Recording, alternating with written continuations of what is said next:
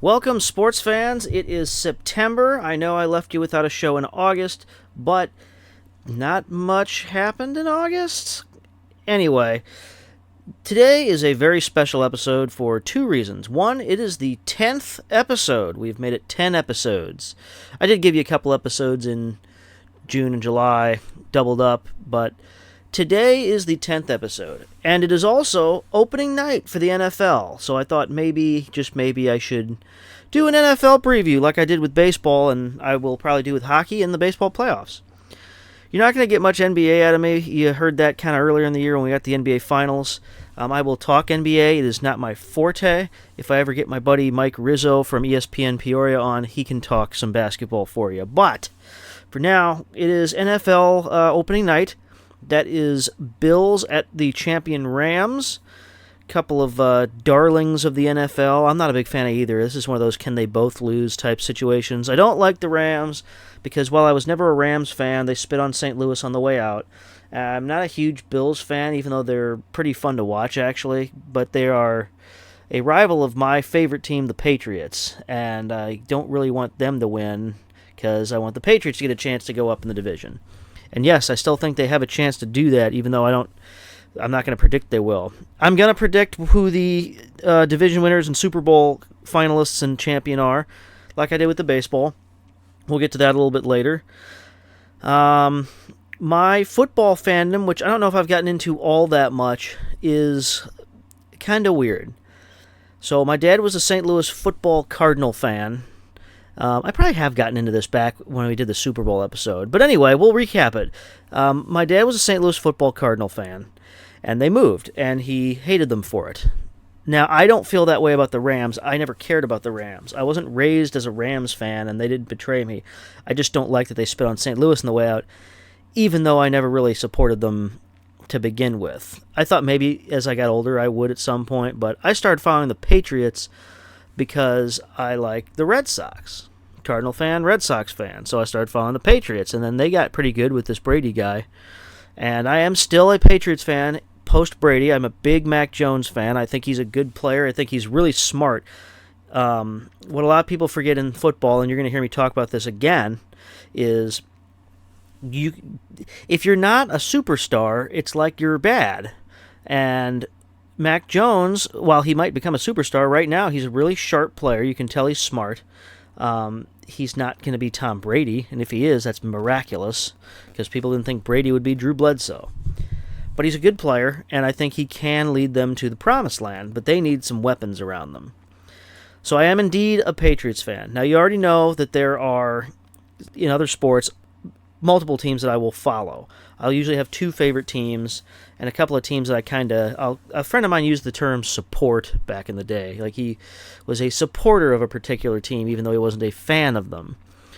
It's kind of where my football allegiances are currently. Mr. Bradshaw, Tim, who you hear on here, who does all the betting talk, he said that my whole fandom is messed up because I don't have that regional team. I really tried to latch onto the Chiefs because St. Louis has latched onto them, and I support them. I really enjoy watching them. I root for them to win, and it does move the needle for excitement when Patrick Mahomes does some crazy things. But then, like last year was a good example. When they had that crazy comeback in the divisional round, that was amazing. But then when they I believe they beat the Bills, but when they lost to Cincinnati in the AFC Championship game, it didn't kill me. It wasn't like, oh, they're gone, I'm so sad, that's disappointing or frustrating. It was, all right, well, what's the next game? Let's see if Cincinnati can beat the Rams in the Super Bowl. It's pretty much where I'm at with Kansas City. Now, I have been a big Tampa Bay fan for the last year or so, watching Brady down there. I did not start a fan of theirs when Brady got there. I kind of was rooting against him because he left, and it turned around where I knew I was still rooting for him as the season went on, and I have some Buccaneers stuff, but I question whether or not I'll be a Buccaneers fan when he's done. I do like Evans. I feel like they'll fall back into the teams that I hope do well, like the Chargers. I like the Chargers. I hope they do well. I really like Justin Herbert, but I wouldn't call myself a fan of theirs. I think that's what we're going to see out of me with the Buccaneers. I have picked up an interesting team that I'm keeping track of this year, and it has some to do with personnel, some to do with regionality. Don't judge me for this, or do. You can do whatever you want. It's my show. I can do whatever I want. It's my teams. I've started following the Colts. And I know that's like a faux pas because I'm a Patriots fan, but let's get into that real quick, is that though they were rivals because of Brady Manning, they weren't rivals because they're regional rivals or anything. They're not next to each other. The Patriots' rival is the Jets. It's not... Their rivals, not the Colts. The Colts were a rival because of Brady Manning, and then we had Deflategate with Andrew Luck. And, and the Andrew Luck period was so close to the Peyton Manning period of time that there's still this little bit of rivalry. Now, I'm sure Colts fans, like everyone else, hate the Patriots. I don't think the Patriots care about the Colts that much post-Manning. So, I get it. It's even I had some hard time saying, I kind of want to follow the Colts. I'm not going to say I'm a full-blown Colts fan yet. I'm just saying I'm interested. I am trying to goad my wife or my dad or Tim into following me on a journey to my first ever NFL game in Indianapolis. I've picked out a date and an opponent. I want to see them play the Eagles, because Eagles are another team that I would say I enjoy watching, but are not a favorite team or anything, just somebody I like. And I believe that's like November 20th. And so I'm hoping to maybe get to my first ever NFL game. I'm excited to see Matt Ryan, who's now the Colts quarterback, and they have a good, fun team. Jonathan Taylor, who went to Wisconsin. We all know I'm a Wisconsin fan. I did like Carson Wentz last year. I'm a Carson Wentz guy. I like Carson Wentz. Now, I'm not going to go out there and say that Carson Wentz is better than Matt Ryan, who they have now. Carson Wentz is probably an average to above average quarterback. Skill-wise, he's got great skills. Mentally, he's not. He panics a lot. So I actually went out and got a really cheap clearance Carson Wentz Colts jersey, which is also number 2, which is what Matt Ryan wears and is going to wear. So it dual purpose, but I like Carson Wentz as a person. I've seen some stuff about him recently that makes me think he's a really upstanding individual, and we need more upstanding individuals in sports sometimes. So I will admit it, I like Carson Wentz. But he's not the quarterback anymore. I hope he does well in Washington. But yeah, so I'm picking up on the Colts. We'll see if it lasts. It may not. It might just be a fling. And I think people can be allowed to like sports teams for periods of times because they enjoy it. That's what it's about. I think you need to know who your team is and never back down from that. And if you have 2 teams, like I'm Cardinals, Red Sox, I know that. I don't really know who my second football team is going to be long term. We'll see post-Brady what ends up happening because of the Buccaneers and is this Colts thing for real. But I know I'm a Patriots fan through and through. If the Patriots are playing any of these other teams I like, I'm rooting for the Patriots. They played the Buccaneers last year. I was rooting to see if Mac Jones could beat Tom Brady. So there's little ramblings about my football fun as we get into this season. Idea for an episode I need to do at some point is teams. I need to go through all the NFL teams, all the NHL teams, all the MLB teams. The NBA would be really quick. I like the Celtics, go through all the teams and put them into categories. Favorite teams, teams I like. So that might be this Indianapolis thing. I like the Colts. I don't know if I'm a fan of theirs yet. Maybe do teams that I generally will root for. So I think the Chiefs would probably right now be in teams I would like. Those teams that aren't your favorite teams, they can flux because it's like, I'm following them right now. My dad likes the Tampa Bay Lightning, who may not be the case in a number of years when John Cooper and Kucherov and Stamkos are all gone. He's used them in fantasy sports. We've done that with the Padres and the Phillies, the Ryan Howard era Phillies. We were really big followers of them. But now it's not quite the same. So I should go through that, and have teams that I enjoy watching my teams play against. Like when I went down to Nashville this past summer, I grabbed a Nashville Predators hat, and my aunt was all over me. And it's like, no, I like being rivals with the Predators. It's not like with the Blackhawks for me. I enjoy playing the Predators as a rival. I don't have any hatred towards them, but I really enjoy playing them. That's me personally. And then, maybe teams that I don't like playing but don't necessarily hate. I don't really enjoy playing the Colorado Avalanche. I'm going to take the Stan Kroenke element out. I don't really have any feelings about the Colorado Avalanche as whole the Blues have never really played well against them, so I just don't like playing them. Take Kadri out of it too, because he was only there for a year. And then there's teams I don't like. So, I'm not a Cubs fan. I'm not going to support the Cubs. They're my team's rival. I'm not a Jets fan. I don't like the Jets. I don't like the New York Giants. Anybody who likes these teams, you got to understand they're my rival teams, the Chicago Blackhawks. I can't stand certain teams. I shouldn't. If you're a Cubs fan, listen to this. You shouldn't like the Cardinals. So maybe if you're a Blackhawks fan, you don't like the Detroit Red Wings. Maybe you have a different rivalry. Maybe that's how you feel. And the Blues are little brother because they only won that one Stanley Cup while you were winning your 3. So everyone has different reasons for that.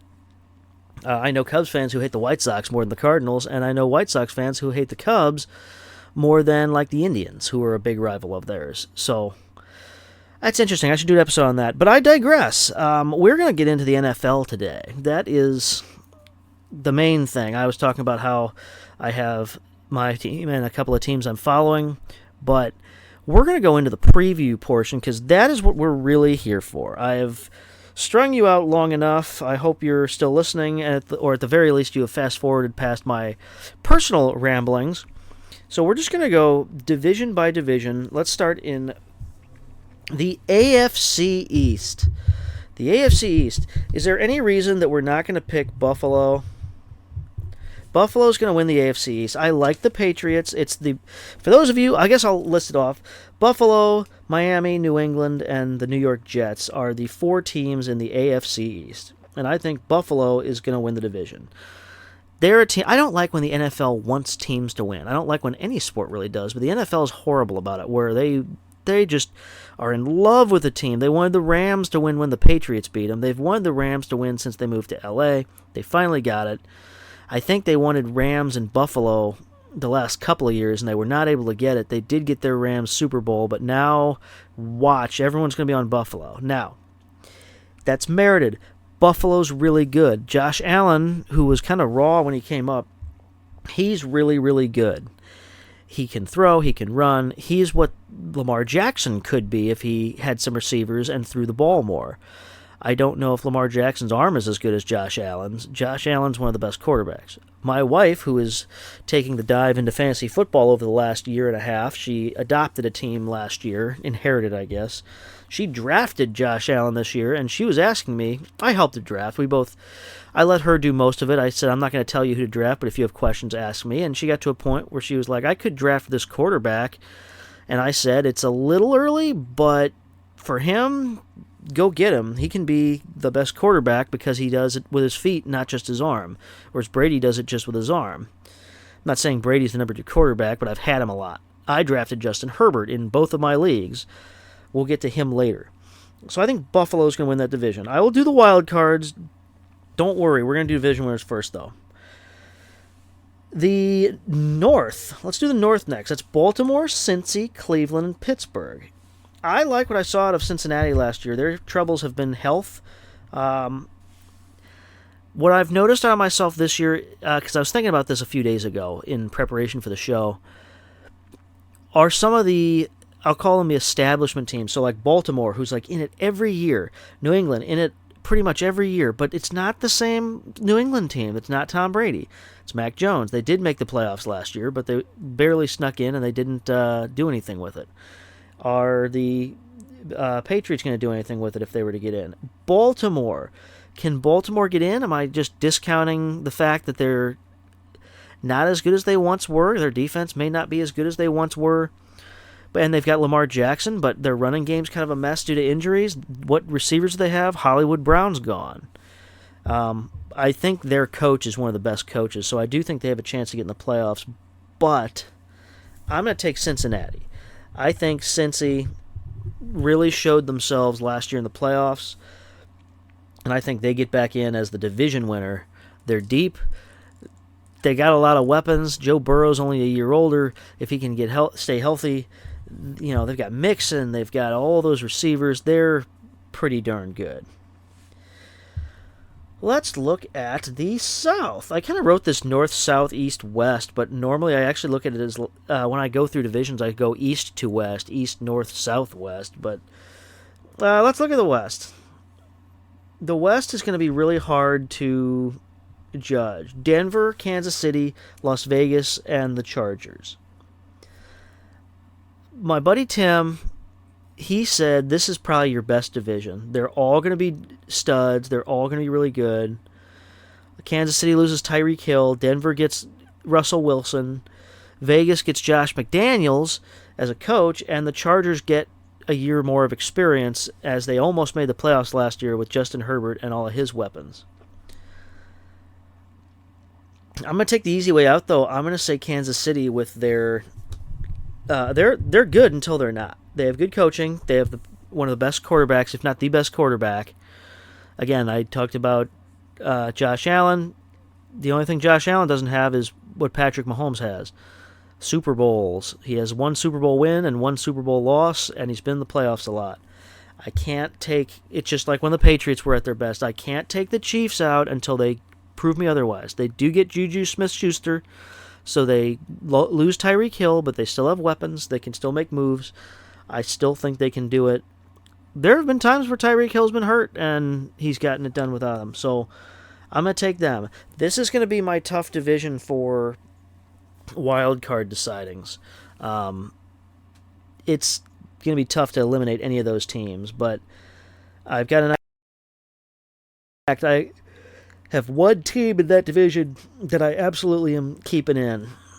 Well, let's move on to the South for now. This is an interesting division. This is listed, I believe it's alphabetical, before there's any games on my Yahoo Sports app. Houston, Indianapolis, Jacksonville, and Tennessee. Tennessee has been your stalwart for the last few years with Mike Vrabel's coaching, their defense. They've had Ryan Tannehill, Derrick Henry. It's a really good team. But people feel like they've overachieved the last couple of years. Now, I'm not going to write them off or anything, necessarily. I'm not going to say they're not going to contend. I'm not going to say they're going to fall apart. I do like, what they've done, but I just feel like it's going to fall back to reality some. There's a lot of people who are talking about that. My sleeper pick is Indianapolis. I think that's my sleeper pick for the whole NFL. A lot of people need to be aware of Indy, and this is kind of what led me to start wanting to follow them this year, and maybe a budding fandom. When they had Phillip Rivers a couple years ago, they were pretty good, and I know it was 2020 season. There were no fans at a lot of the games, so it was just there were a lot of protocols. Things were different. It's hard to judge the 2020 season in any of the sports for anything, but with Phillip Rivers, who was still fairly productive, they were pretty good. And then last year they go to Carson Wentz, and after Rivers retires, and a lot of people think, oh, this should be seamless. Wentz has got a lot of talent. I know there was trouble at the end in Philly, but the change of scenery should do him some really good. And I agreed. And I like Carson Wentz. I know he's not a super stud quarterback, but he's really talented, and that's a lot of quarterbacks in the league. My example, because I live in Bears country, is Jay Cutler's a good quarterback. They didn't build around him like he was a good quarterback. They built around him like he was Tom Brady and that he'd be able to get it done with anything. Tom Brady didn't even get it done with anything. That last year in New England, he didn't have a good enough offensive line. He didn't have good enough receivers, and he left. So why would Jay Cutler be able to? Jay Cutler might be better than Carson Wentz even due to experience, but I like Carson Wentz. So I thought last year the Colts would be pretty good. They were pretty good, and then they kind of fell apart down the stretch. This year, you get Jonathan Taylor back. You have Hines. You have Pittman. I like this kid that they've got. Alec, I got to look his name up again. Pardon me, but I like what the Colts have in terms of weapons, and I think that they could be pretty good. On top of that, you have here we go. Here's their depth chart. They've got Pittman, I know that. Paris Campbell and Alec Pierce. Pierce is a guy who a lot of people are talking about as a really good sleeper, that he might end up either the number 2 receiver or a red zone option. He sounds like a slot guy, so it sounds like Paris Campbell, maybe he's for getting downfield, and Pierce might be situationally better in a slot for short down yardage or end zone.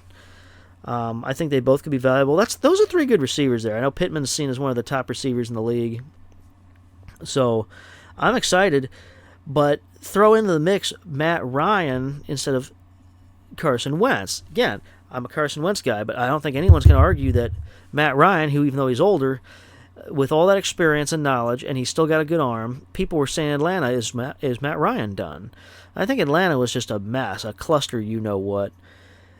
Putting Matt Ryan in this offense isn't going to be as dynamic from the Wentz running around scrambling point of view, but in terms of accurate and smart throws, and he's got a really good arm, Matty Ice might be the missing piece to get this team back to some sort of glory. They might still be building. I don't think they're as good as Cincy. I don't think they're as good as Buffalo. I don't think they're as good as Kansas City. I think whoever comes out of this division is the worst division winner. But as you Cardinal fans know, that St. Louis Cardinal fans know, that doesn't mean anything when the playoffs happen, especially in a win-or-go-home type situation that football is. So Indy's my sleeper pick, and that's why I'm excited about them. I don't know what got me looking at that.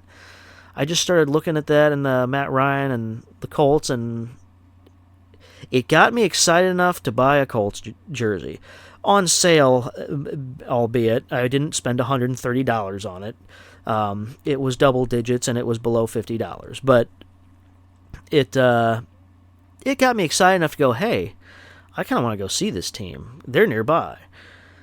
A year from now, I could be telling you I don't give a you-know-what about the Indianapolis Colts. I like the Patriots, and I like Kansas City. I like the Patriots and like the Buccaneers still. Or I'm just a Patriots fan, and none of the other teams are interesting anymore. You never know. I'm weird, though. Again, my buddy Tim pointed out. So that's the AFC division winners. Let's look at the wild card options. So here's some teams that I have as my wild card options. So we did Buffalo, Cincy, Indy, and Kansas City. My wild card teams I think can compete for the playoffs are New England. I'm concerned about their lack of receivers. We'll see if Devontae Parker is enough addition for them to be, in the hunt. I like Jacoby Myers. I like Hunter Henry if he stays healthy. They still have Jonnu Smith. Their running game is going to be the bulk of their offense with Harris and Stevenson, who supposedly is emerging as maybe the number one guy. Every 2 years, the Patriots have a new running back without fail. The only thing that concerns me is that they've talked about how, with McDaniels leaving, they added Matt Patricia, their former defensive coordinator, and Joe Judge, the former special teams coordinator. They're running the offense. And it doesn't sound good in training camp, but the Patriots in training camp are always... There's talk about how, this guy's standing. I remember Ken Burrell Tompkins stood out in like the 2010 season and then just was... He had like 2 or 3 really good plays in the season, and he wasn't that great, but it sounded like he was some really huge sleeper pick for fantasy because Brady hooked up with him a bunch. And then, they'll lose 2 or 3 games, so you don't know what to make of the Patriots in training camp. Maybe they're trying things.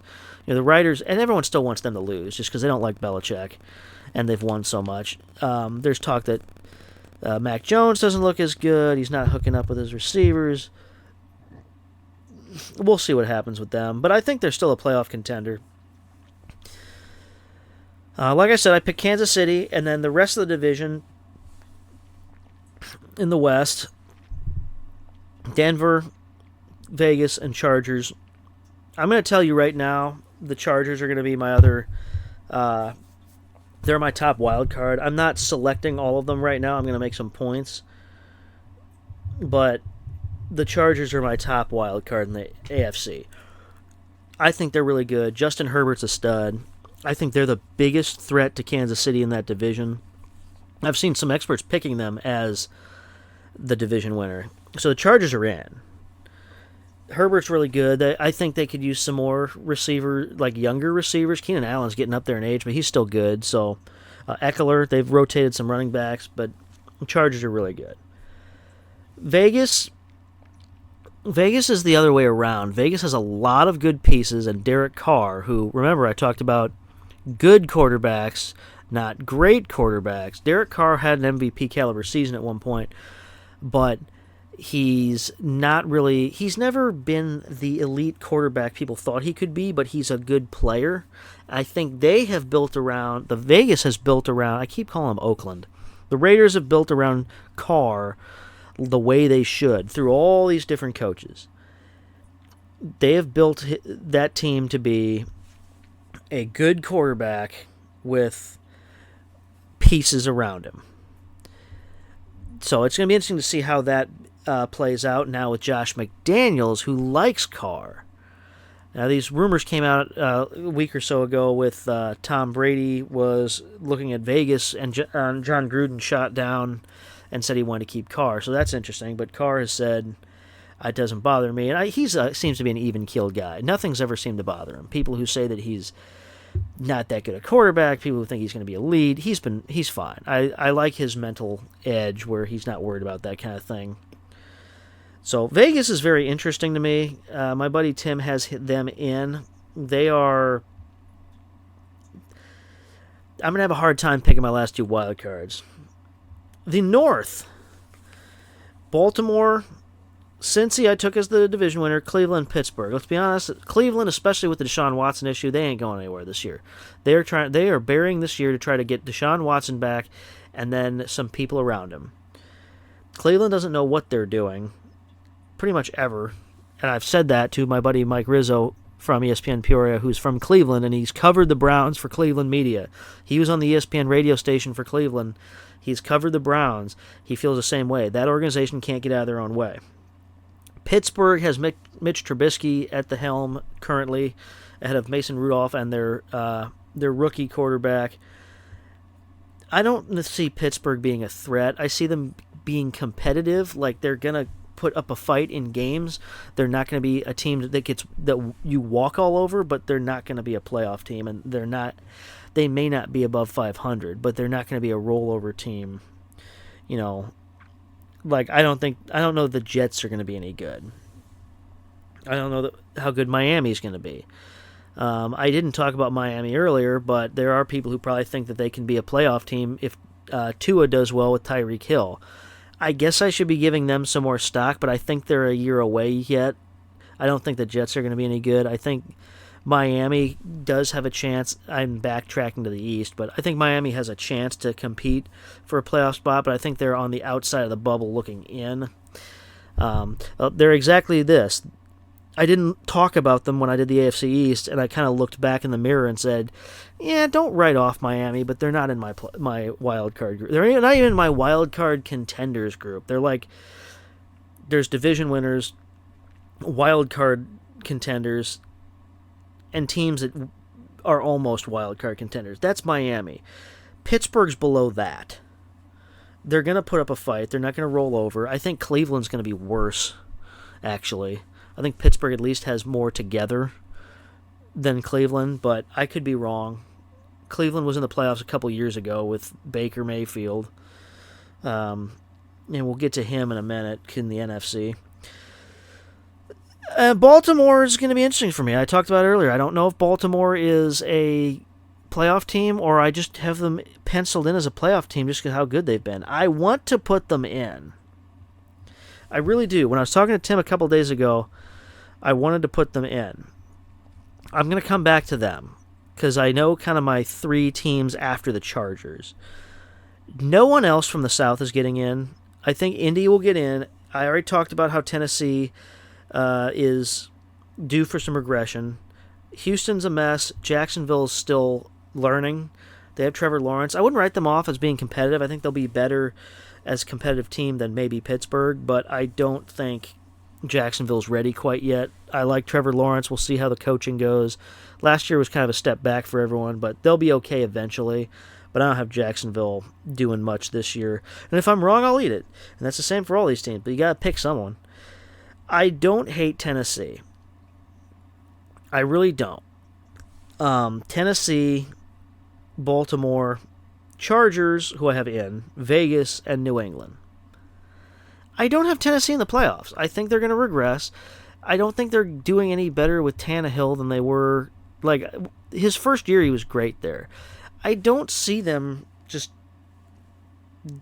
I don't see Tennessee running through that division or making the wild card. I don't think it's a strong division. I don't think Tennessee makes it. I want to put them in. I like their coaching. They've been in the last few years. They had that wild AFC game, but I just don't. Let's look at them real quick. Roster. So they have Tannehill. They got Derrick Henry, and they got Robert Woods, Treylon Burks, and Nick Westbrook. Ikeen. I can't pronounce. Pardon me. They have Austin Hooper now. I got regression there. They don't have A.J. Brown. They don't have Julio Jones even. I don't see them as being as good as they were. Derrick Henry's going to have to run the ball like a ton. I don't think Tannehill's the quarterback that gets the... Now, if you put Matt Ryan, instead of he went to the Colts, let's say he went to Tennessee... I think that's an upgrade over Tannehill. I don't hate Tannehill. I've used him in fantasy before as a backup. But he's a standard issue quarterback. Again, nothing wrong with that. I think the skill... I think I would rather have someone like Carson Wentz than Tannehill, I think, where he is skill but needs some work on the mental game than a guy who... Tannehill's really sharp. His skill isn't quite there anymore. Matt Ryan, I think, has both still. So, I don't see them making the playoffs. I think they're just outside looking in.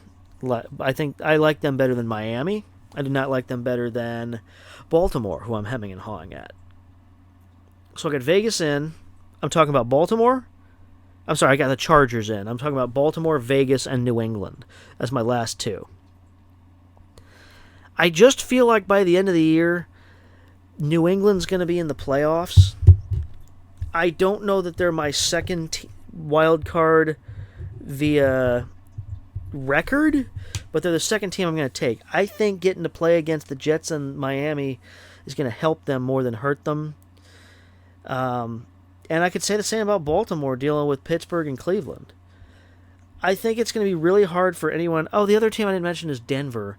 I like Denver as a potential team like I like the Titans, but I don't have Denver in because I think while Russell Wilson is good, I don't think that's the thing that sets them over the hump. They've got Javonte Williams, Melvin Gordon, Cortland Sutton, Jerry Jeudy. This doesn't strike me as a team that's ready to be, and I know defense is part of it, and I'm an offensive guy, but I don't think Denver's ready quite yet. I think they've made a big move to get Russell Wilson, but I don't think they are going to the playoffs yet. It's going to be a tough division, though, and that's why I have a hard time seeing Vegas being in, just because, they're in a tough division, and let's see, they've got Carr. Stidham's their backup quarterback. Got Josh Jacobs still. They added Brandon Bolden, who turned into a nice, instead of special teams player, a nice third down running back type player for the Patriots. Their receivers are they did add Devontae Adams. They have Mac Hollins, Darren Walker's their tight end. I like the Devontae Adams move. I really do. That's going to make things really interesting. Let's look at Baltimore. I'm having a hard time talking myself out of Vegas. I had Baltimore initially when I was thinking about it, but right now while I'm doing it, they've got Lamar Jackson, Dobbins, Davis, Kenyon Drake. Who's their running back 3? I don't know. Yahoo doesn't have all their stuff together on opening night. Receivers, they've got Bateman, but they're kind of a mess. So, I want to say Baltimore because of coaching and whatnot, but I'm putting Vegas in. I think Vegas sneaks in, even though they have a harder division. It's like the opposite reason. I took the Patriots because of their division, and I think that they've added. I think they will be as good or better than last year. I think they can get in. I think Baltimore has a chance, but I just don't think they have enough pieces. Baltimore has broken down instead of added. And their problem has been for a number of years. They won't add receivers. They don't add a big receiver, and the Patriots are having that problem right now. They don't seem to add big receivers. I do like Myers. I almost like the Patriots receiving group better than I like Baltimore. Myers, Parker, Bourne, Aguilar, plus the running backs and tight ends. So that does the AFC. Cincinnati, Indianapolis, Buffalo, Kansas City, wild cards of Chargers, New England, and Vegas. I still call the Chargers San Diego. Who do I think is going to win this whole thing? It's going to be really tough to pick. I think I'm going to have to bracket it out and look at it when we take a break here, because I don't think I can just pick a team and say, yeah, them. I'd be taking Buffalo. So I'm going to take a quick break here, though, as I get ready for the NFC. We'll be right back here on StraussNet Sports Radio. Welcome back to StraussNet Sports Radio. This is the NFL season preview on opening night between the Buffalo Bills at the Los Angeles Rams. We just did the AFC division winners and wild card teams, and it was really tough. And I feel like, in football, a lot of you started with college, and college is really pick 'em. It's very pick 'em. It's without seeing anything. And this is why fantasy football is exciting to people, is it's week to week. You don't know who's going to pop up. In week 1, you get some crazy performance, and everyone runs to pick the guy up, and then the week 2 and 3, he just does nothing.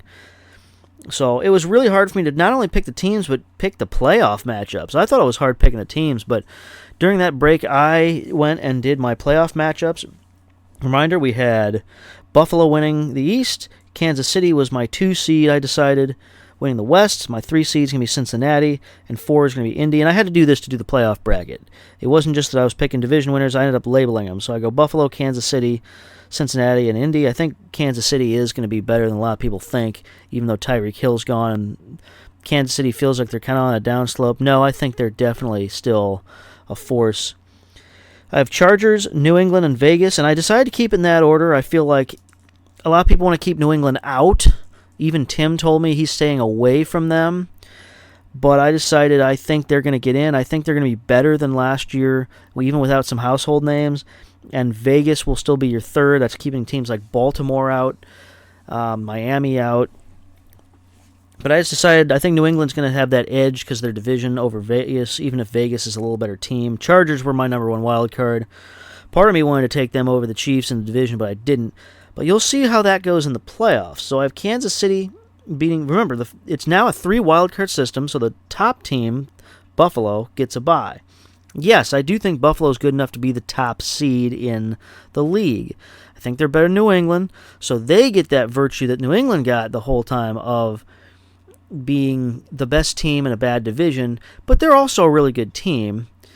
So they'll beat up on all of the 3 of those teams, whereas New England's going to have a little bit tougher time. They did split last year, that game where there was like 1 touchdown scored. Mac Jones threw once. I don't think we're going to see that again. That was like the week of my wedding. I was getting ready to go to Chicago for a brief honeymoon. Went and saw the Blackhawks and Rangers play. But there's great-looking teams in bad divisions where everyone's like, oh, they're just the best team of a bad division, and then there's really good teams in a bad division anyway, and Buffalo is the latter. So Buffalo's your 1. That leaves Kansas City to play Vegas, and I think Kansas City will win. That's a big matchup because Kansas City and Oakland's a big rivalry. Cincinnati is going to beat New England. I think that'll be a closer game than people would think it would be. I do like Cincinnati. I think what they did last year was for real, but it's just a tough league. Indianapolis is going to lose to the Chargers. So that leaves Buffalo to play the Chargers, and I think the Chargers are going to beat them. I think this is the time for the Los Angeles Chargers to shine. I like Justin Herbert. I'm on their team. I think Kansas City beats Cincinnati. I think that'll be a tough game. I think at the rematch, I think Kansas City's going to figure out what they did wrong, and they can slow down. They didn't have any problems scoring. They couldn't slow down Joe Burrow and company, and then overtime rules. So I think Kansas City beats Cincinnati in a revenge game. So you get Kansas City versus the Chargers in the AFC title game. Now, you might call me crazy for the way I've had things turned out. Maybe people are like, no, Tennessee should be in there. Maybe Vegas does better. Maybe New England. Maybe, I don't see Indy upsetting anyone. But, although it wouldn't be an upset. Chargers versus Indianapolis. Chargers are probably the better team, and Indianapolis would be a division winner. But I got Chargers going to the Super Bowl. I do. I know a lot of people don't have the faith. We're going to have the Los Angeles team going right back to the Super Bowl this year, and I think it's going to be the Los Angeles former San Diego Chargers. I think Justin Herbert might be your MVP of the league. So that's how good I think they can be. Again, they need to, for long term, get another high-end receiver who's younger than Keenan Allen, but I think they can do it. I really do. The question is going to be, what kind of defense do they have? They were so close last year, and they missed the playoffs, but I got the chart. Now it's like I think the biggest battle in this is going to be, what are the Chargers and Buffalo? And I like Buffalo as a regular season team. I just don't see them as a postseason team. Now, some of this will come down to, do you think the NFL is dirty? And a lot of people are going, well, yeah, it's dirty in a lot of different ways. We just had a Deshaun Watson situation. And I mean, do they want, I don't want to use the word rigged games, but favorable calls. Do they want Buffalo in the Super Bowl? We've seen it. We've seen teams get favorable calls. We've been like, oh, this is set up because they like so-and-so. I'm not saying it's going that way. I'm just saying, what do you think? I want you to think about that yourself. I know what my opinion of this league is. I've always been this way. I don't think games are rigged. I don't think it's professional wrestling. I do think some teams get it easier than others. I think Original Six hockey teams get it a little easier than others because of who they are. I think Buffalo is going to get a lot of help to go out and get a Super Bowl here. But I don't think they're going to quite make it. And this is also without seeing health issues. A lot of teams seem healthy coming into the season. You know, we got Godwin going back in Tampa Bay. He's ready to go. Guys like that. I think Buffalo is going to be a really hard knockoff, but I think San Diego. I think the Chargers can do it. So that's it. Chargers are my AFC champion. Now, taking a look at the NFC. The AFC, I feel like, is a little more powerful, a little harder hit. I think it's a little harder to get out of the AFC. All of those teams look like a team that I could say, yeah, I could see them in the Super Bowl. And it's football. Crazy things happen. You know, when you do predictions, you're not leaving room for the crazy stuff. You're going, oh, they're the best team. I don't know if the Chargers are the best team, but I think they can win the AFC. NFC's a little bit different. We're going to talk in the NFC, I think, about a lot of teams where it's like, oh, they're okay, or they're in a rough division. Let's start with the NFC East. Again, I wrote this down north, south, east, west on my page, but I always start in the east for some reason and then move to the north, south, and west. So let's just go to the east. Dallas, New York Giants, Philadelphia, and Washington. Giants aren't going to make it. Washington's not going to make it. I could see with Carson Wentz, they've had some quarterback troubles. I could see with Carson Wentz at the helm, them getting better. They now have some quarterback to look forward to, but I don't think they're going to be a playoff team. I don't think the Giants are a playoff team. The Giants pop up every few years as a contender and then disappear. Dallas, you know, I like to make fun of Dallas like everybody else seems to like. It's like Nickelback. People make fun of them, but you know what? They've made it. Dallas is a team that has all these Super Bowls, and Nickelback has a lot more money than you do. But Dallas is the Nickelback of the NFL. People like them or they don't, and the people who don't like to make fun of them. Unlike the Patriots, where the people who don't like the Patriots just don't like the Patriots. Dallas is a good team. I think Dallas can win some games. Jerry Jones won't get out of the way. Like, until the drama there stops, they're not doing anything. I liked the Mike McCarthy hiring when they did because I thought, okay, here's a guy who's been with Green Bay, who's had a lot of success. This might help. Well, now he's into analytics all of a sudden, and, you know, Jerry Jones is trying to tell him how to coach. It's like, either let the guy coach or don't, but if Jones wants to come down and coach the team, fine. Come down and coach the team, but stop hiring coaches then. Or hire a coach and leave him alone. Let's look at Dallas's roster. They still have Ezekiel Elliott, who's not getting any younger. They have Dak Prescott, who, again, another quarterback people like to complain about. Is he any good? Dak Prescott's a good standard quarterback. He's above average. He's not elite. Maybe he's elite if you give him the right weapons. Who are his weapons, Aaron? CeeDee Lamb, Michael Gallup, Jalen Tolbert. Who's his tight end? Dalton Schultz is good. Ezekiel Elliott. I mean, these are good names. But will the drama get in the way for them? Now, here's their biggest competition. And I actually had this team, the Eagles, picked as my division winner when I was thinking about it a few days ago. They have Jalen Hurts, who's getting better. They have a lot of running backs. Miles Sanders is the guy who's supposed to be the number one, but they have Gainwell if Sanders can't stay healthy. They have Boston Scott. They've got A.J. Brown now and Devontae Smith. And Dallas Goedert is their tight end. And I'm going to put the Eagles as my division winner. Now, somewhere along the lines, I think Cowboys are getting to the playoffs, but we'll do it the same way. I'm not going to go into the wild cards based on division. I'm just going to preview that I think Dallas can. So I think Eagles have, between having their stuff together, good young quarterback. They just churn out those quarterbacks. They had Nick Foles, who I know they didn't raise Nick Foles, but they had Carson Wentz. They used Nick Foles. Then they went to Jalen Hurts. They just do really well with quarterbacks there, apparently. And Jalen Hurts, was he the worst of them, or was he just the youngest of them?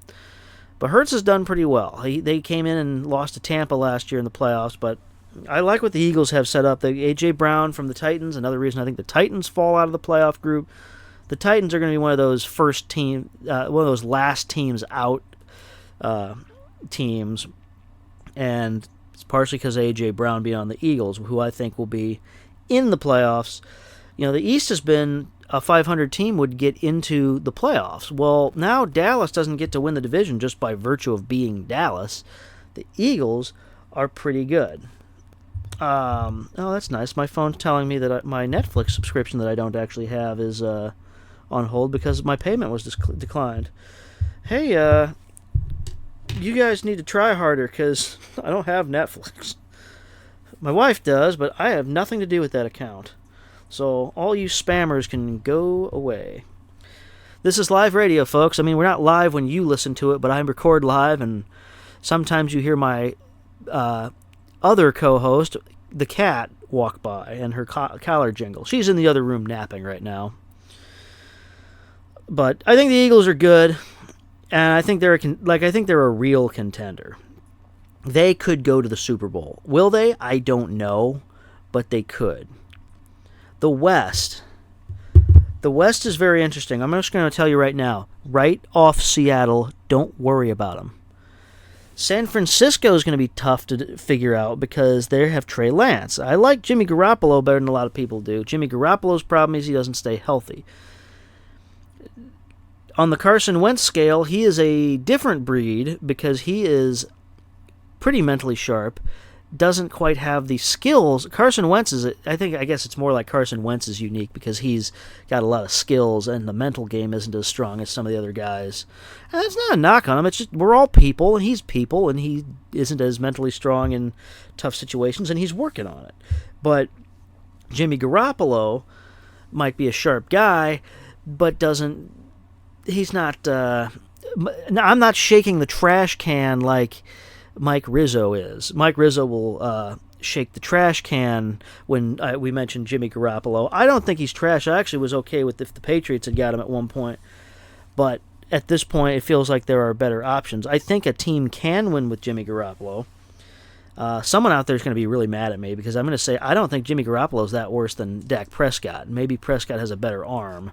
But we've never really seen Jimmy Garoppolo with the best possible team around him. And when they went to the Super Bowl, the running game was the main thing. And you can do that. Now the Patriots have Mac Jones. Is he the best throwing quarterback? We don't know yet, but they're building around a running game.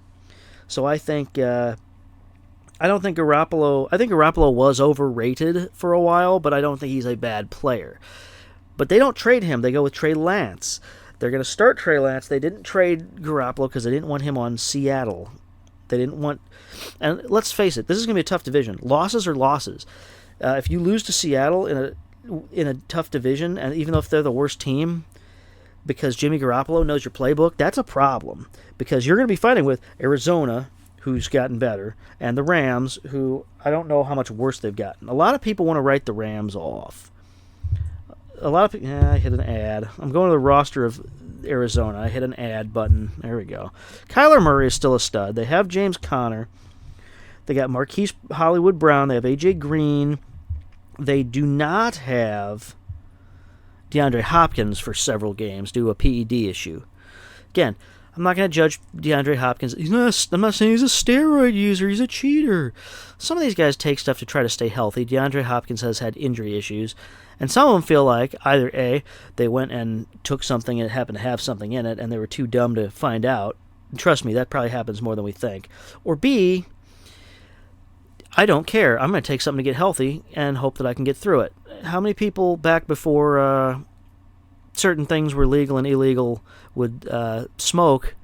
How long when marijuana was illegal would smoke anyway and be like, well, hopefully I'll skate through my drug test. Or people who have jobs now when it is legal will do it and hope they don't get randomly drug tested. Happens all the time. If you're a professional athlete making millions of dollars, especially in a sport like football where your livelihood could end on the wrong hit, I think I'll take this drug that might make me healthy a month faster and get on the field and hope that I don't get nabbed for it. And if not, serve my suspension and be done with it. Hopkins hasn't really said anything. He's suspended. He'll be back. But that's going to hurt them for a while, and that's why I think the Rams might be able to skate through this for the moment. They still have Stafford. They've got Akers. They've got Kupp, Allen Robinson. They've still got Tyler Higbee. They do not have Odell Beckham anymore, but there have been rumors that he could be back. So I'm going to take the Rams, Los Angeles Rams. We could have an all-LA Super Bowl again. But let's keep going, because I don't necessarily... I don't know that I'm calling that right now. NFC North, the great cluster of football. Green Bay's going to win that. I'm not even... is there a debate? Does anybody else out there think Minnesota or the Bears or the Lions are going to win that division? I don't think the Bears are as bad as people think they do. I like Justin Fields still. A lot of people around here, they're like, oh, well, Fields might not be any good now. They didn't exactly put any weapons with him. You have to build an offensive line for him. I don't hate Minnesota. I think they're going to be a bigger pain than people think. Adam Thielen's still good. Kirk Cousins, another quarterback people hate to love. Another guy who's not elite, but is a capable starting quarterback and sometimes makes bad decisions. I know people like to call Kirk Cousins the quest for mediocrity. Well, ain't that the problem? I mean, if you're not Tom Brady, Aaron Rodgers, Drew Brees, Peyton Manning, people don't like you. How many of these teams we mentioned? Joe Burrow's elite. Matt Ryan's been elite. Buffalo has Josh Allen, Mahomes, Herbert, Mac Jones, and Carr snuck into my AFC. Well, now we've got Jalen Hurts, who's young, Stafford, and Rodgers. So you have to ask yourself, do you think, well, you have to have an elite quarterback to win a division, or I can build a team with a standard issue quarterback if I build the team around him? San Francisco got to a Super Bowl building around a standard issue quarterback in Jimmy Garoppolo. Vegas is a good team with a pretty good but not elite quarterback. Minnesota's going to be better than people think they are, but I don't think they're going to the playoffs. And then the South is going to be Tampa Bay. Tampa Brady is going to win the South over Atlanta, who's going to be a dumpster fire, Carolina with Baker Mayfield. A lot of people, let's look at Carolina real quick. They've got a few different pieces. They've got Mayfield, they got P.J. Walker, and they got Sam Darnold and Matt Corral. I don't know why people hate Sam Darnold. He's not a great quarterback, but I don't see why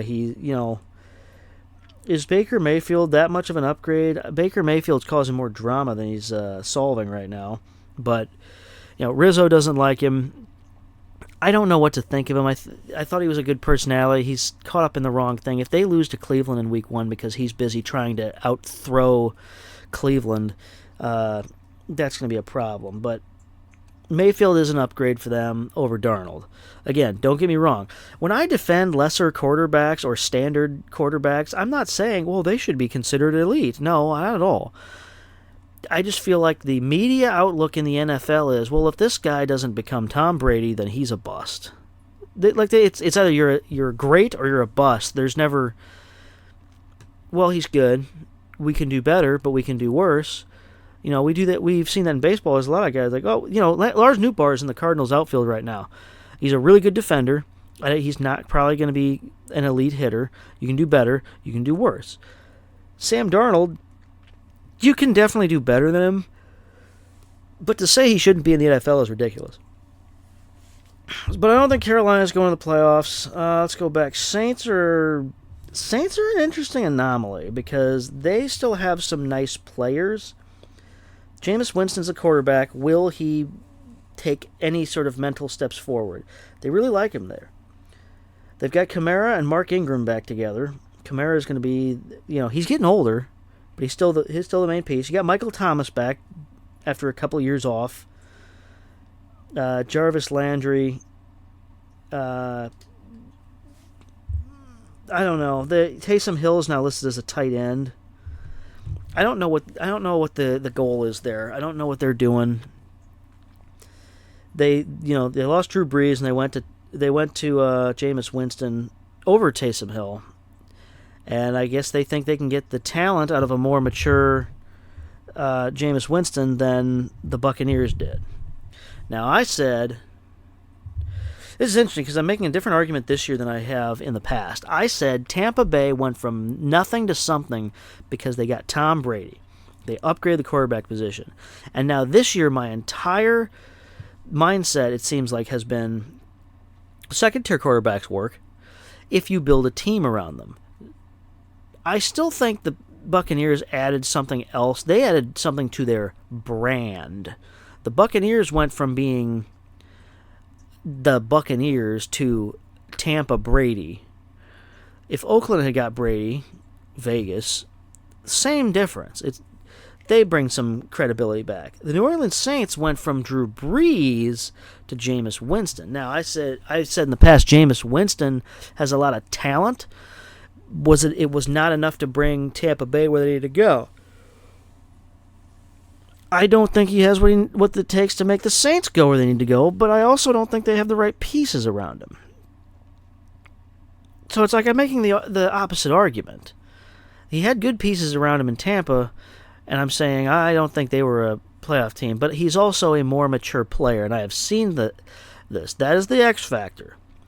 Jameis Winston has gone from being a talent.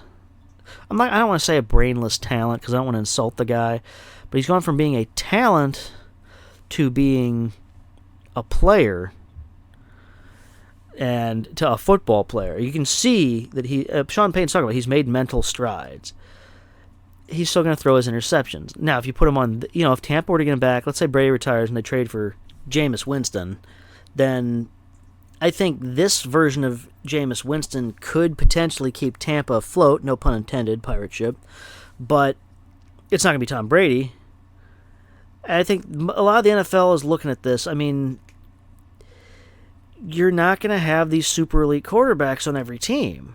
There's a lot of good ones, and if you're a team that doesn't have a great quarterback, if you don't have Herbert, Allen, you're Burrow, Brady, Rodgers, you can't go, well, we're not going to win because we don't have that guy. Now, if you have a chance to get that guy, if you're Tampa Bay and Bruce Arians, you go, we can get Tom Brady.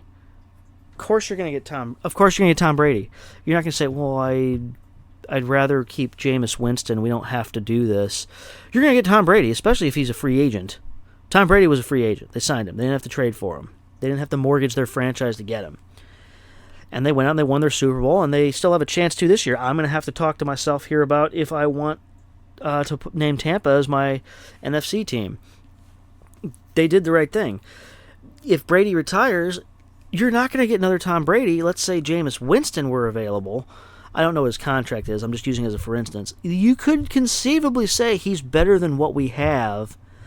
Let's try going after him. The Colts, they get Andrew Luck because they get rid of Peyton Manning. Andrew Luck retires. They have Jacoby Brissett, who they gotten from the Patriots, who was supposed to be a backup quarterback. He's not really a starter. Cleveland has him now as their starter. He's just under the line of being a guy who probably should or should not be starting in the NFL. Good enough player. I don't like to insult people, but he's not a starter. If they were to get somebody like Jameis Winston, that'd be an improvement at that point. They went out and got Carson Wentz, who needed a change of scenery.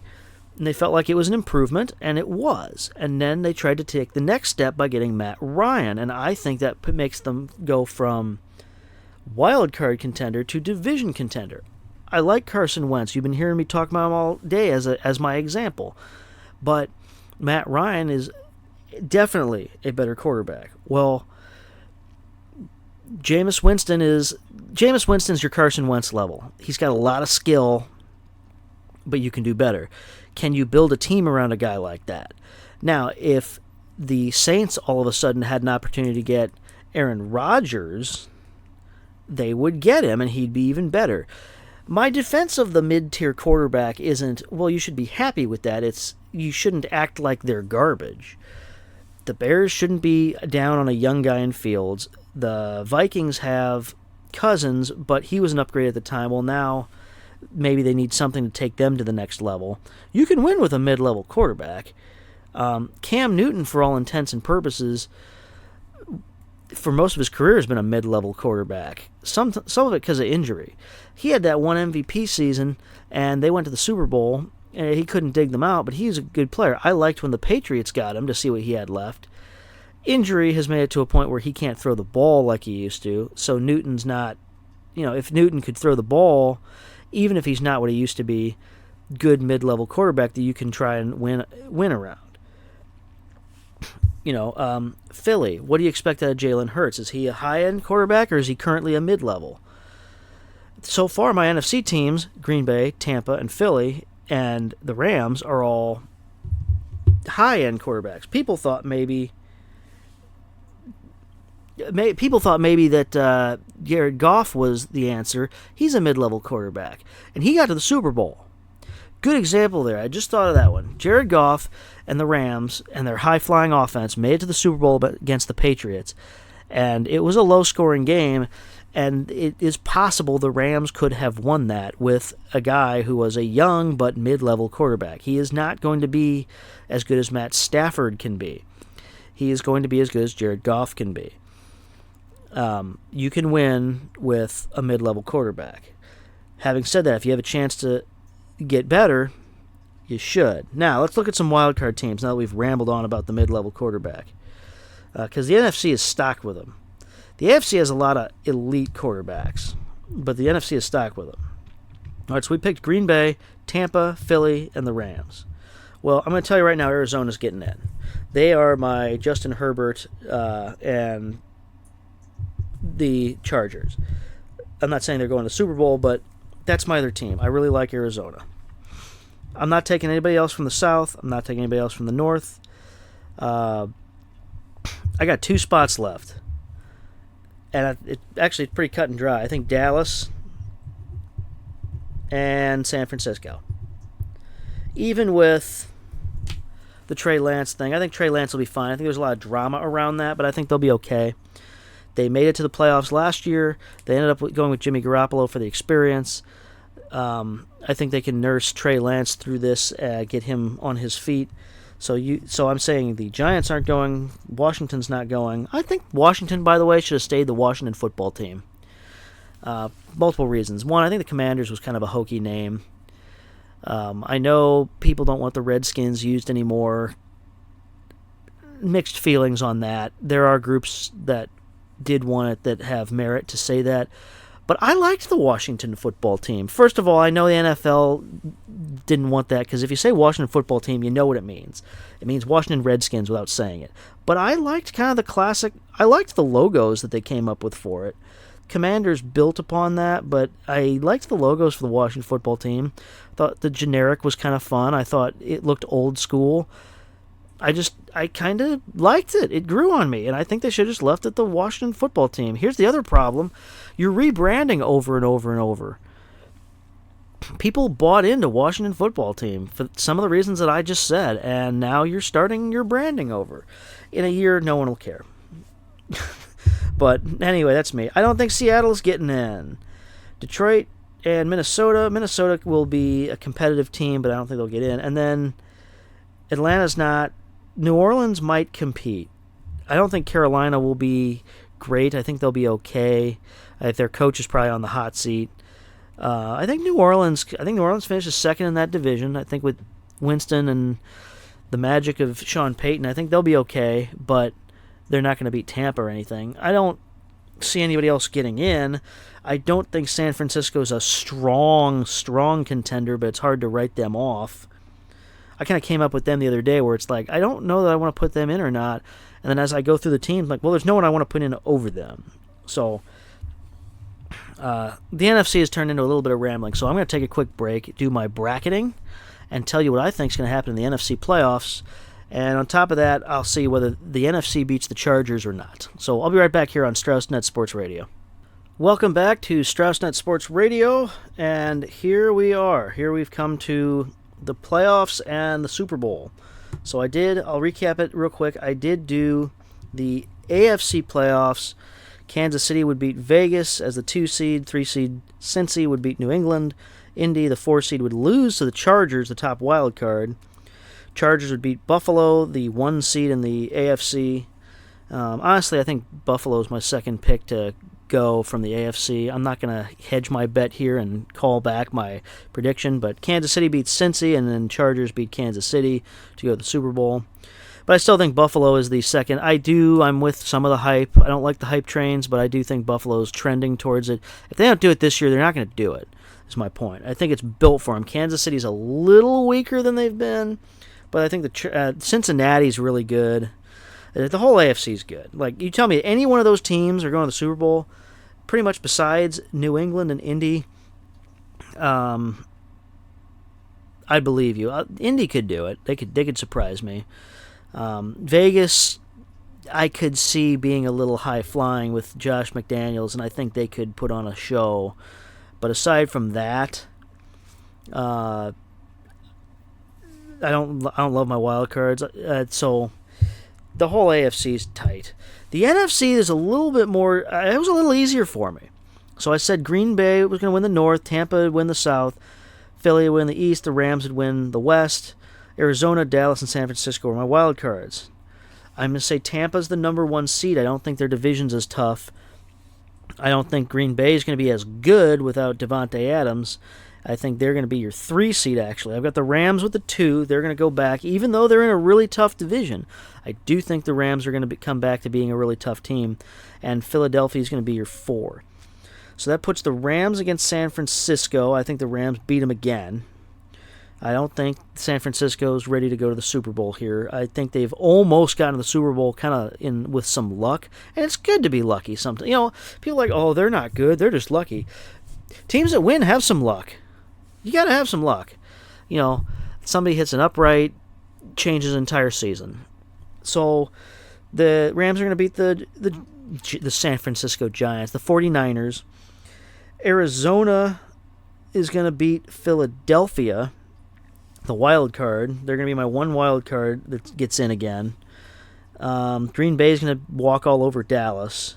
The Rams are going to beat Green Bay. I don't think Green Bay is as good as they were with Devontae Adams, without Devontae Adams, but I think that they're still good. But I think the Rams are better. And Tampa's going to beat Arizona. Now, I promise you as we go forward, because you're probably going to see where this is trending, I'm not doing this because I'm a homer. I'm not doing this with my heart. I really do think Tampa is still as good as they were 2 years ago. Tampa's going to beat the Rams this year and go to the Super Bowl. They were almost able to do it last year. Okay, let's go 2 years ago. Tampa runs through the playoffs into the Super Bowl and just destroys Kansas City. They're healthy. Their defense is great. They have all sorts of weapons. Last year, they're beat up. They have no Chris Godwin. They do beat Philly, but they have no Chris Godwin. Leonard Fournette's not right for some of the year.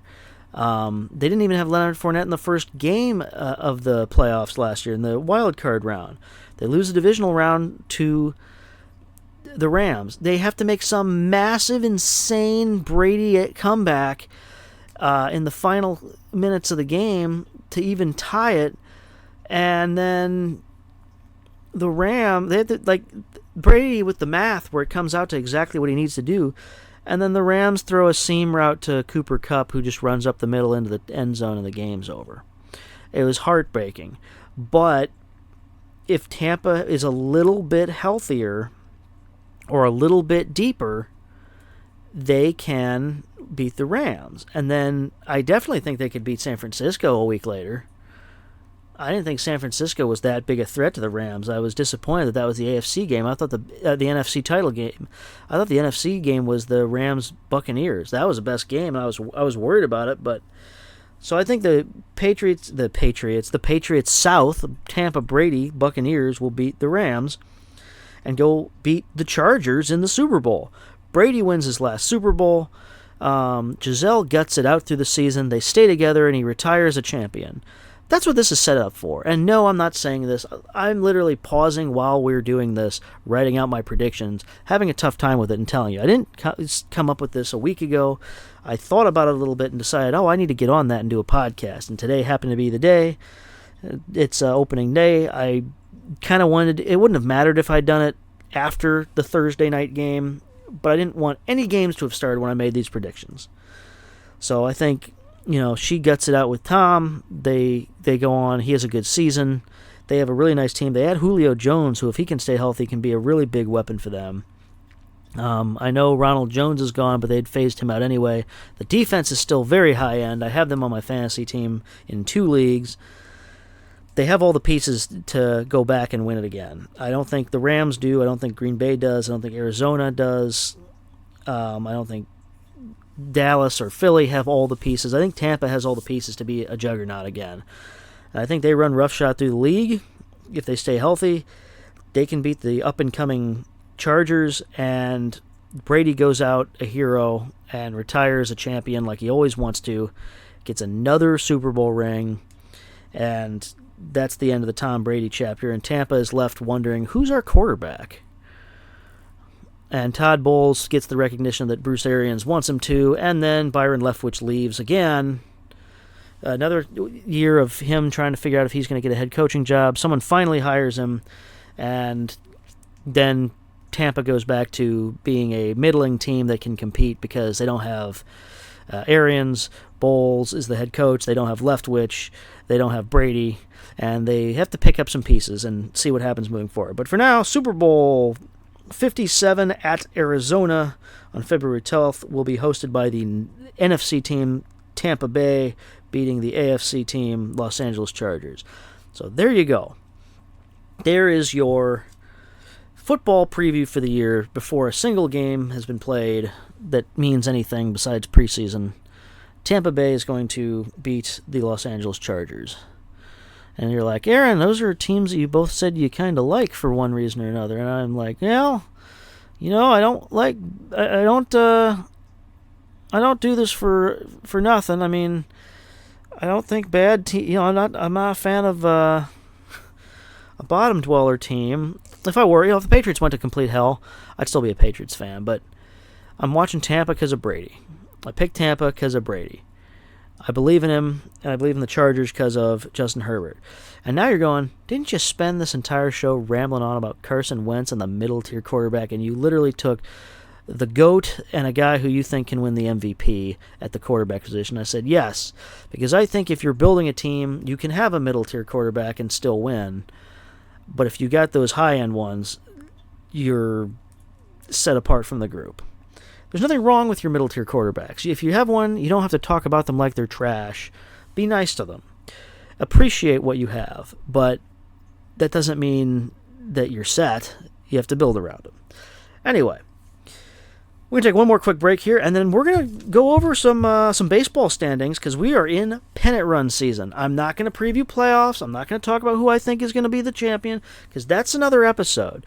We're just going to update you on how woefully wrong my predictions have been so far and where it looks like we might be trending.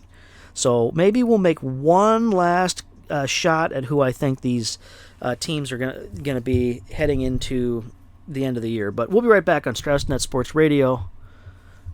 We're back for the final segment of StraussNet Sports Radio here today. We've been talking about NFL, but we're going to get back into baseball. I know we have hockey coming up, but so let's look at the baseball standings real quick and talk about we're going to go kind of real quick here, division by division, and then some wildcard teams. to make one last group of predictions as we head down the stretch towards October. We'll do a playoff prediction show. I want to get Tim Bradshaw in here for that. I want to talk about that. So we said the AL East during spring training. We said Jays, and we said they're going to the World Series. And who did I say they were going to beat? I don't think I have the National League champion listed here. No, Dodgers. I had Dodgers listed as NLCS, and I had Jays as World Series. So AL East, spring training edition, Jays. July 4th, the Midway edition, Yankees. I'm still going to say the Yankees. I know Tampa's creeping up, and the Yankees are having trouble, but I'm still going to say Yankees. What's the date? It is the 8th, so on September 8th, we're going to say New York Yankees are going to win the AL East. So I'm going to hold true to my midway point prediction. The Central, I said White Sox, and then I said Twins, but the White Sox could overcome. The AL Central is really tight. The Guardians lead. I said I didn't believe in the Guardians. The Twins led a lot of the first half, but the Guardians had snuck in there. The White Sox were trying to come from behind and win that division. I'm going to say that Cleveland holds on to that division. The White Sox are making a push. They're only 2 games back. The Twins are only 2 games back. The White Sox haven't been able to stay healthy. Now, Tony La Russa's gone for the year. So I think, anybody who is saying that La Russa was the problem, he wasn't meshing with that team, it's a different atmosphere right now. But I think Cleveland's got what they need to win that division. I don't think they're great, but I think they can hold on. I actually like the White Sox better than the Twins. Twins were my halfway point. White Sox were my starting. I thought at the halfway point, I remember talking about how the White Sox were kind of my, pardon the term, my wild card, my X Factor team. I didn't know what I wanted to do with them. You can go back and listen to me hem and haw at that for, probably an hour or two. But I thought the White Sox roster was better than either of the other teams in that division that are competing, but they weren't putting it together, and that they could make a run. This is what we're seeing. They're only 2 back, so they're tied with a game. The Twins have played fewer games, so I've got the White Sox right now are 3rd, but they're also 2 games back of Cleveland. But now I'm going to switch. I think Cleveland can get it done. I think whatever they've got going for them, they're just a little bit more put together than the other 2 teams are. AL West, I said Houston. We said Houston again, and I'm going to say Houston again. It's going to be Houston. There's no reason to think it's not going to be Houston. I know Verlander's had some issues here with the injury, but it's still going to be Houston. And they're still going to be a major, major threat. The Yankees of the East, they're falling on some tough times because they've had a lot of injuries. I still think they're one of the best teams. My dad thought, Mark Strauss, he thought Houston was your best team. I still think the Yankees are the best team. Wild cards, we're looking at Tampa, Seattle, and Toronto. Baltimore is 4.5 out. Minnesota White Sox are 7.5 out. Boston, so we had Rays, we agreed on as the top wild card. He had Angels, I had Red Sox, he had Mariners, I had Yankees. So I had Red Sox, Yankees, he had Angels, Mariners. Looking at the halfway, which I just did, I said Blue Jays, Red Sox, and Rays. Red Sox have fallen off. It's not going to be the Red Sox. I'm going to say, I'm going to go with it. I'm going to go with who we have right now. I think the Orioles are pushing. I know we have the Twins and the White Sox are 7.5 out. I know the O's are pushing. I like the Orioles. I would really like to see them get in, but I'm going to say Tampa, Seattle, and Toronto in some order. Tampa Bay, Seattle, and I keep switching between upper and lowercase when I'm writing, and it's driving me nuts because I won't stick to a format. Tampa, Seattle, and Toronto. I'm very curious to see what happens in the playoffs with the whole Toronto situation, because that's with the guys can't go up there unless they're vaccinated. That's going to cause a little bit of a problem in the playoffs. You can't really eliminate parts of teams over that. But with the 3 wild card format, this isn't like NFL where the top team in the NFL gets the bye. The math is a little bit different. There's 4 divisions. There's 3 here. So the top 2 teams here will not be in the wild card round. So that would put Toronto at Cleveland, I believe. Let's look at this. If Toronto's the third or second wild card, they won't be hosting. So it may not matter, but they could always win, and then you're in the division series, and then teams can't go up there. I think MLB really needs to figure something out with Canada to get this straight. Canada, it's funny how I don't want to do politics or pandemic. We're sick of that, but I do find it interesting that as most of the world has loosened up, Canada actually seems like it's gotten tighter as the months have gone on, and unvaccinated people still can't go up there. How's MLB going to handle that? What if you have a Toronto in the ALCS and one of the best players in the league can't go up there for one reason or another? You got to wonder if teams are either asking their players to get vaccinated, or if MLB is going to do something with Canada and say, hey, we can't have a faux playoffs. What if Toronto wins the World Series under these conditions and someone important didn't get to play there? There'd be a huge asterisk there in the mind of most fans, just like the Dodgers of 2020. I'm happy the Dodgers finally won their World Series, but they definitely won it in a short season, 2 months, not even a half season. April, May, June, July, August, September is 6 months. And then with no fans, higher protocols, not as much access to pregame research and stuff like that. It was different. Well, if Toronto wins the World Series and players can't play against them, fans are going to say the same thing. Well, that was the Toronto team that won, and they were good, but other teams couldn't go up there.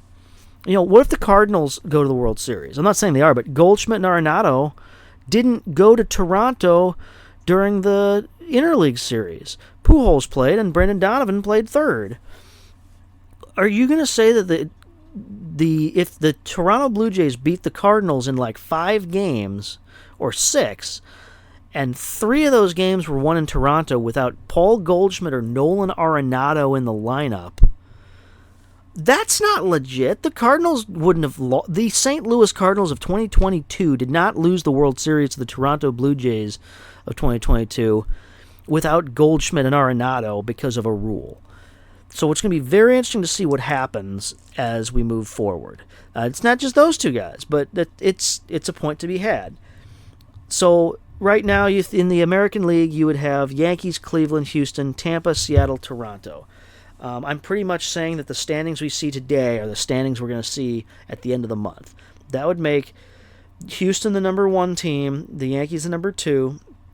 Toronto would have to lose to Cleveland, and then if without a Toronto problem, let's say that Cleveland loses to Toronto, and then Tampa beats Seattle. That would put Houston versus Toronto, and I think Houston could beat Toronto. And the Yankees against Tampa, and I think the Yankees should beat them, and I think the Yankees can beat Houston. I'm still saying Yankees are going to the World Series. So I'm still going to pick the Yankees. That's still my pick. And you heard me run through it. Toronto loses to Houston, so I think that's where that problem ends as a division series. NL, as we're dragging on, getting into an hour and a half in, the Mets and the Braves. I think the Mets still win the division, and I think the Braves are still a wild card. Mets and Atlanta. Central is going to be Cardinals at this point. Brewers have completely fallen apart. For those of you who haven't followed, the Brewers traded their closer, Josh Hader. Josh Hader is a guy who can pitch more than 1 inning if necessary. He's one of the best closers. He hasn't been as good statistically this year. Devin Williams was there with him. He's still there. And they decided, let's trade him off for multiple pieces instead of just having him. He's a free agent. And they didn't tell the team. The team found out after the fact, and it devastated them, and they just haven't been the same. Now, you can make the excuse, well, they're sad about their teammate. And you can also just say they're not as good. Other teams have a different mentality. A lot of this is getting done against the bullpen late in games where these teams are coming back. They just fell apart in Colorado And they were up by like 5 runs, and they fell apart. Teams aren't going, well, we better do this in the first 4 or 5 innings, otherwise the bullpen's coming at us. Now, it's, well, let's just stay in it against Corbin Burns because the bullpen isn't that good. Nothing against Rogers. I like Rogers, but he's not Josh Hader. Devin Williams is still there, but it's not Josh Hader and Devin Williams. So Milwaukee's toast. They're 9.5 out. I'm going to start doing magic number stuff pretty much when I sign off here. I'm going to see what the magic number for the Cardinals is because I don't know it. Cardinals are going to win that division. And with the pitching that they've acquired, not to mention Jack Flaherty's return, they have a legit shot to win the whole thing. There's people talking about that they might have a chance. They have an outside chance to get out of the wild card series. So beware the Cardinals. I guess I should go through I did go through my predictions. So I said I said Philly. We said Phillies or Braves, and then I said Mets. We had Mets as a wild card. We said both agreed the Brewers because of their pitching, which they took away from, and hasn't been as good and hasn't been as healthy. If the Brewers were what they should have, the Brewers lineup never scared me, but they took the pitching away, and now the Cardinals have pitching. The Cardinals were incomplete, and then they completed themselves. The Brewers were incomplete and made themselves more incomplete. I had Cardinals at the halfway point. I thought they'd come back and win it for different reasons. Now I really think they are, so I have Cardinals. I know I'm kind of speeding through this, but I've talked your ear off probably long enough. In the West, we had the Dodgers. And guess what? I know this will stun you, but I'm going to say the Dodgers are going to win the West still. I like San Diego, and I like the Juan Soto move. I know they've been kind of hit and miss since then. Your current wild card teams, honest to God, I don't think it's going to change. It's Atlanta, Philly, and San Diego. Now, I think San Diego... we have a technical difficulty here. My mic is falling down. Pardon me. I hit my microphone, and it fell over. There we go. I caught it. Yeah, live radio, folks. Live podcasting radio where we don't edit everything out just when I can't talk like a human being. So, your current wild cards are Atlanta, Philly, and San Diego. I'm going to say Atlanta, San Diego, and Philly.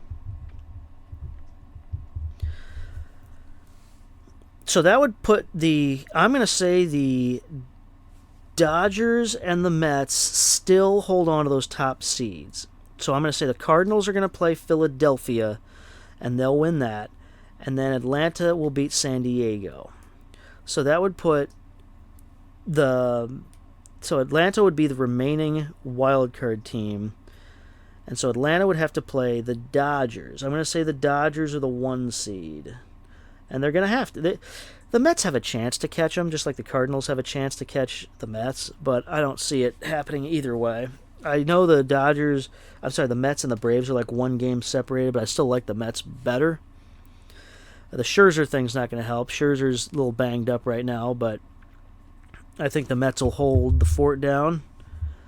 So I'm going to say... Mets are going to play the Cardinals, and the Dodgers will play Atlanta. I'm going to say Dodgers beat Atlanta, and the Cardinals and the Mets were interesting early in the year. This is where I had trouble with the Cardinals in preseason, in spring training, where I wanted to believe more about them than I did. They really, really looked good. They made a crazy comeback last night. They were down 4. I know it was the Nationals, but they came back and they won. And they're just playing really well.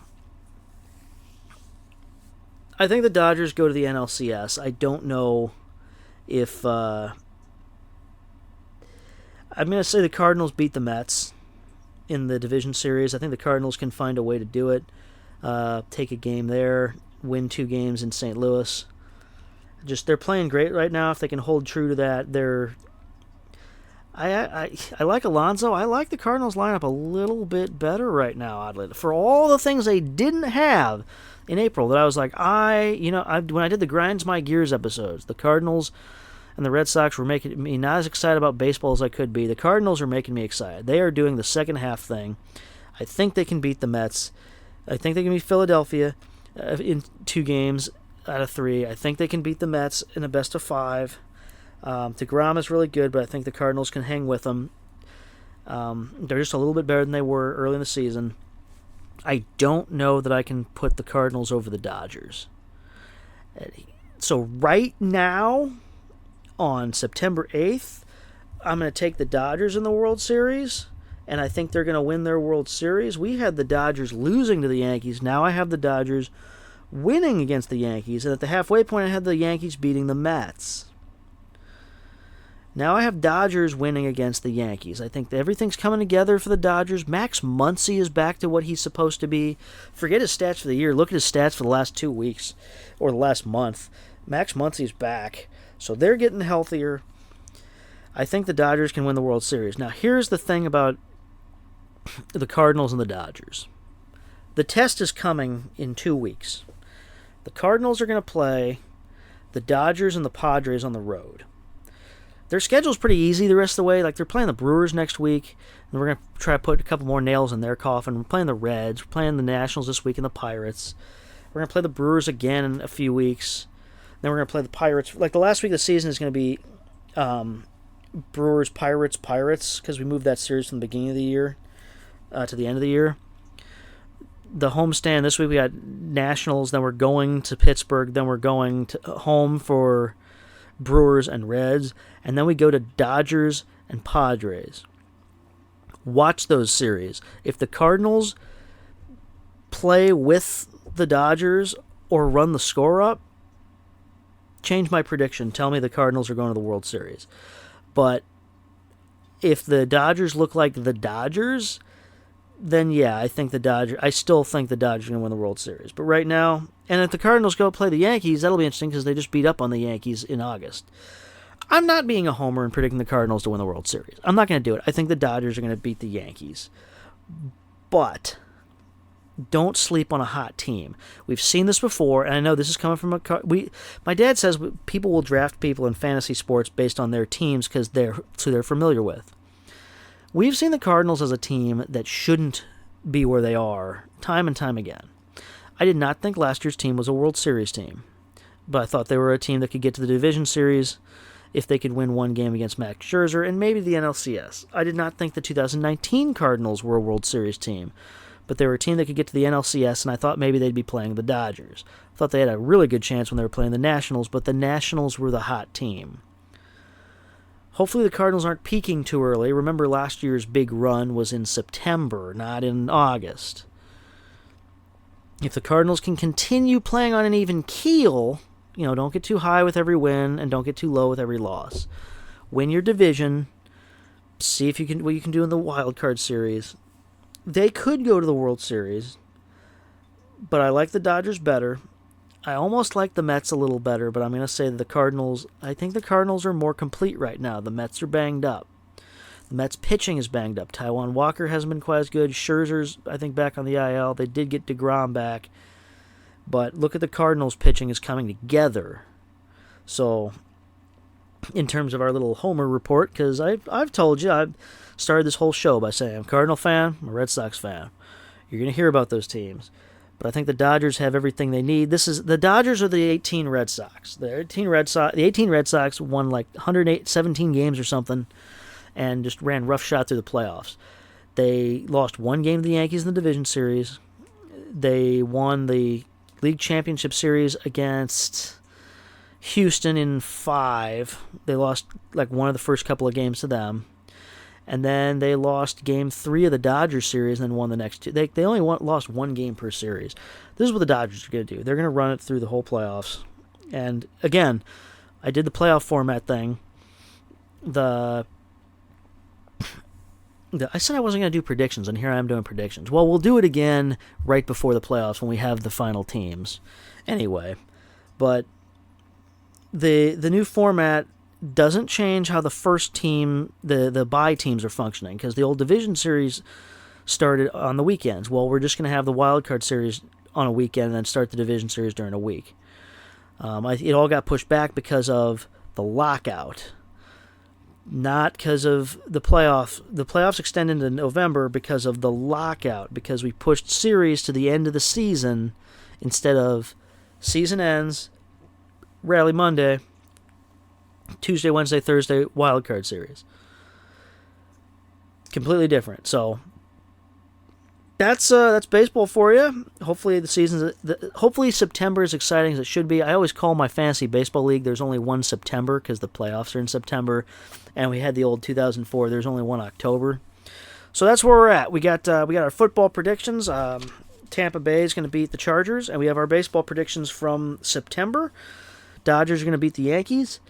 I hope you've enjoyed the madness and the ramblings. I was going to try to have Tim on, but the schedule just didn't work out for him. We'll get him on for the playoffs, I promise you. Keep listening, see what the boys over at ESPN 101 are saying about the Bears, and all you college football fans, you enjoy that. I don't get up for the college football like a lot of people do. I'm not. I enjoy the Badgers. I hope ISU does well. ISU did not do well against the Badgers last week. I know a lot of Illini fans. You all enjoy your college football. It's just not really my thing. I don't get as excited for it.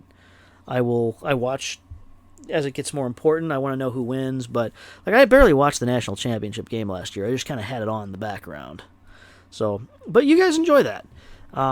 Enjoy your September. Enjoy football opening week. I get excited about football opening week and then take a hiatus when we get to the last couple weeks of September because it's like playoff time has started for baseball, and then we get hockey. So as we get to October, maybe Tim and I will do a baseball preview show and maybe jump into a little bit of hockey. No David Perron on the Blues anymore.